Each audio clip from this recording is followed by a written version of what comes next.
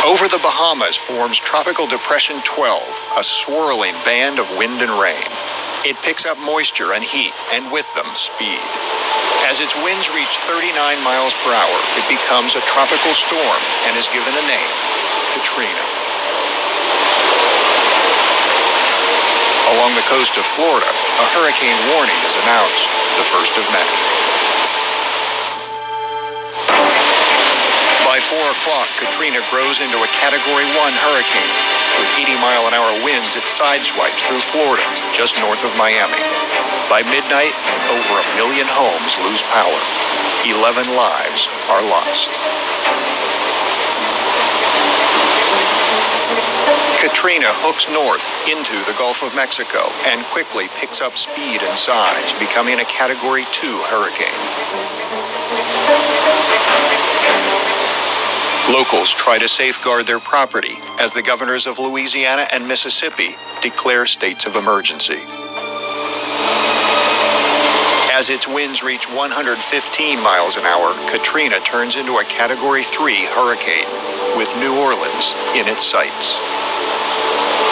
City officials urge those who can to evacuate. Traffic jams snarl the highways as up to 18,000 cars an hour try to make it out of harm's way. Katrina grows into a Category 4 hurricane. A few hours later, it reaches Category 5, the highest possible rating. Winds exceed 175 miles an hour. All residents in New Orleans are ordered to evacuate. For those without the means to leave, the city sets up shelters. Many locals simply hunker down in their homes and prepare to weather the storm.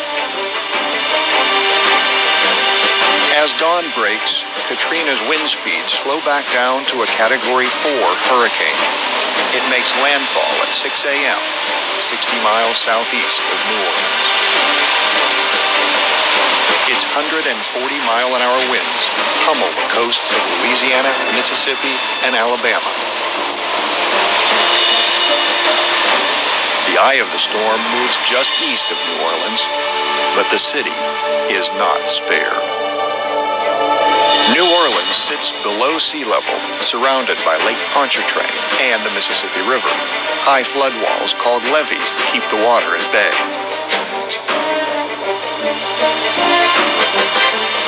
But by 8 a.m., there are reports that a levee has broken. The waters of Lake Pontchartrain rush in. Levees in 3 locations are breached. 80% of the city is flooded. Some neighborhoods are submerged under 20 feet of water. As night falls, Katrina slows to a tropical storm. It heads north through Tennessee and into Kentucky. The damage is immense. In Mississippi, the hurricane has crushed coastal towns. Hundreds are feared dead. New Orleans lies in shambles. It is left without power, without drinking water. Many residents are stranded on rooftops, desperate to be rescued. Bodies float in the streets. Looting breaks out. Thousands make their way to the Superdome and Convention Center in hopes of being evacuated. The waters stop rising, but the city is in chaos. Looting and violence are so widespread that police are forced to stop rescue operations to combat the problem. Conditions at the Superdome and Convention Center are increasingly unsafe. People lack food, water, and basic sanitation. There are reports of violent assaults. Altogether, over 50,000 people wait for the buses that will evacuate them.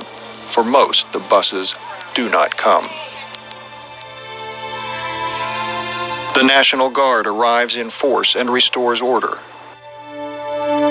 They bring convoys of food and water. Evacuations begin in earnest. By the following Monday, the Army Corps of Engineers plugs major holes in the levees. Draining pumps go back in operation, and the